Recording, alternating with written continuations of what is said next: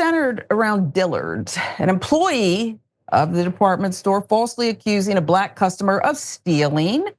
I want to show you a portion of the incident. In her pocket. She said, "You say you help us in this case? Help you how? Do you have anything in your pocket that you didn't pay for it?" Why are you asking me that question? Well, because our camera said that you had earring in your pocket which you didn't pay for. Your camera said that to you? So we have put a... Wait a minute. The camera said that to you, or a person said that to you? No, our camera was same thing. No, a camera and a person are not the same thing. Okay. A camera and a person are not the same thing. Would you agree with me? How are you? She said that she had 3 pairs of earring in her pocket. Who said that? Yeah, she's not. Who is she? The camera said it or she said it? Okay.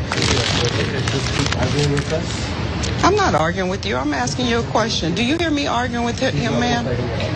Am I arguing with him? I asked him, did she say it or did a camera say it?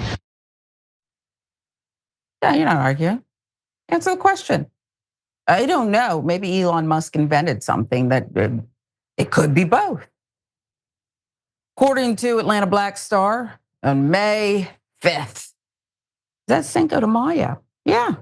Dr. Cheryl Jackson, the founder of Minnie's Food Pantry, which serves healthy meals to the homeless, took the day off for a shopping trip to Dillard's department store in Fairview, Texas. It's an annual tradition marking the anniversary of her mother's death by purchasing some butterfly earrings. Do you know how this is going way downhill for these people? This is a perfect victim here. She's perfect. She feeds the hungry. She's doing something that is a tradition, honoring her late mother, and something about butterflies. This is who you're approaching? Well, let's get into it. This year, however, the trip to a Dillard store didn't go according to plan. Jackson didn't find any earrings she liked.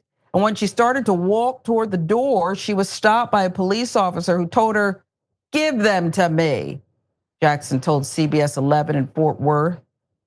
He might have got maced if that's me. What are you trying to take from me? Give them to me. I don't know what that means. Foolishness. Jackson said an officer who works for the store and a Dillard's employee asked her to hand over 3 pairs of earrings she'd been carrying before deciding against buying them. Nonprofit leader said she was shocked to find they were accusing her of attempting to steal the merchandise. Jackson said she went live on social media. Excellent. After she couldn't reach her children. Confrontation between her and the store official lasted a little more than 13 minutes. The male Dillard's employee can be heard asking Jackson, "Do you have anything in your pocket that you didn't pay for it?" Jackson asked him, why he's asking her that. "Well, because our camera said that you had earrings in your pocket, which you didn't pay for it." He responds, "Your camera said that to you?" Jackson countered. 3 pairs of earrings retailed at just under $50. "They would not let me leave," she continued. "Oh, that's false imprisonment. And I'm not a lawyer, but that's what I would try." Police officer said to me, "Either they can detain you, and they can restrain you, issuing a restraining order so you could never come back on this property again." Jackson was told criminal charges could be pursued. And my heart just sank. I'm looking around and everybody looking at me, she said. And in my mind, I'm literally thinking some of these people could even be donating to my nonprofit. You're trying to ruin her reputation too. At least she feels that way. Jackson said she could hear her mother's voice as the ordeal unfolded. "Cheryl, your name is all you have, and you protect that with everything within you," she said. And she said, "You've got my name on the top of that food pantry. You protect my name." And I said, "I will." And I fought for that. A few minutes later, a female employee of Dillard's approached Jackson. "Where's the mistake? Tell me the mistake," Jackson asked her. The employee told her, "We found your earrings." Oh, AKA nothing to see here. "Oh, they located the merchandise that I put back there because I decided not to buy it," Jackson told her. Video audience, which reached 142,000 people. And that right there, what's in my dang pocket ain't nothing but my keys.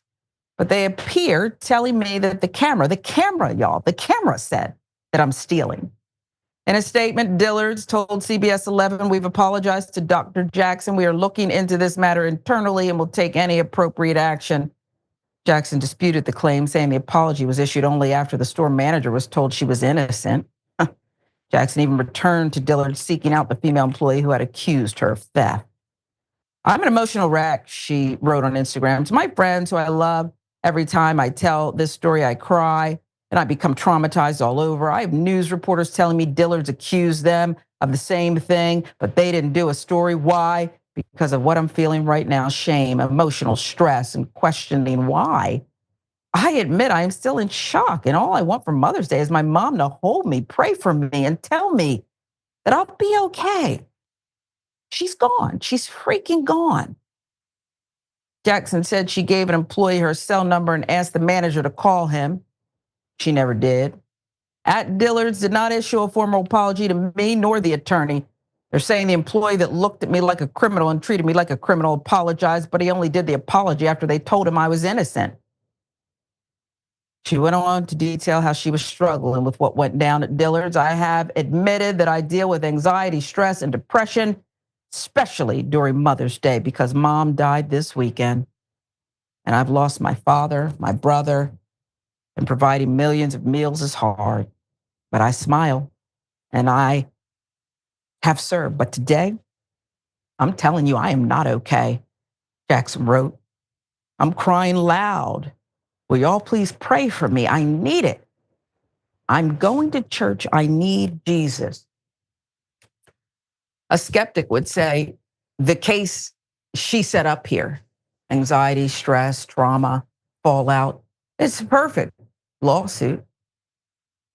But it just so happened they picked on a perfect kind of woman. And something about Mother's Day.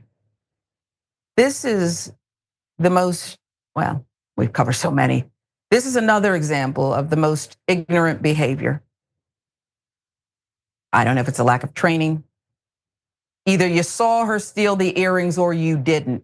And you know daggone well the camera didn't tell anybody that. And the employee didn't see that. Because if they had, they probably would have just grabbed her and said, that's it. We've called the cops and they're going to sort this out, whatever. That's not what happened here, Yas. Everyday incidents that seem ridiculous. It's not really about the money, but 3 pairs of earrings totaling $50 and all this. And yet another Black woman, a Black or brown person, is under assault for just living right and trying to get, she wasn't even trying to get peace of mind. She was honoring her mother, a very stressful time. Mm-hmm. What are we going to do with this foolishness that causes great harm to people? It does, and it's unbelievable. And what's difficult about these situations is that once anyone makes any kind of accusation, the accused automatically looks guilty, right? Just looks guilty. And the more they try to defend themselves, people already see them as the wrongdoer or criminal. So the more they get defensive, then it's like, whoa, now you're being defensive, right? The accusation is often enough to taint someone's entire image. And in many cases, it works both ways when the person's image is the reason why they were accused in the first place. And in this case, the woman was concerned about her professional reputation. She's concerned about the people who are watching the whole ordeal because she knows that most likely those people are going to assume that the woman being accused actually did something wrong. And we all like to think that we'd be more insightful or more discerning in situations like this, but we see it all the time. If you plant a seed or an image in people's minds and all of a sudden it's real to them, right? Mm-hmm. You see it all the time on social media. It doesn't matter if someone is innocent or guilty of something, but the minute that they're accused of it, people immediately will say things like, oh yeah, I can see that. Oh yeah, he reminds me of this other person I know who did this and that, right?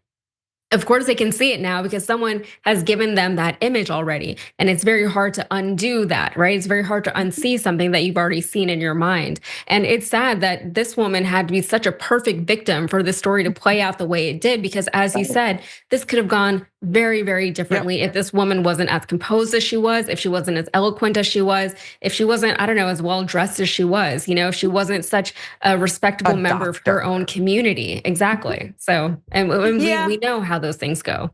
Yeah, you're right. And it's sad because doing all of that, the composure, there's this thing.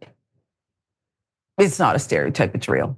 Just like every Black parent has the talk with their child interacting with police. Make sure you dress. Even I go into a store even today, and I make sure I'm obvious in my. It's like it's automatic, because this is what I've had. This exact scenario happen to me multiple times as an adult, as a prominent news anchor. Like just stupidity, and I draw a real clear line. I don't care if what I'm paying for is under $50, $5, 50 cents. You're not going to treat me like this without a consequence. It's either going to be you lose my money, you lose the sale, you're put on blast, something, or sued. We'll keep following Dr. Jackson's story. We stand in solidarity. I know exactly what you went through, and so many of us do.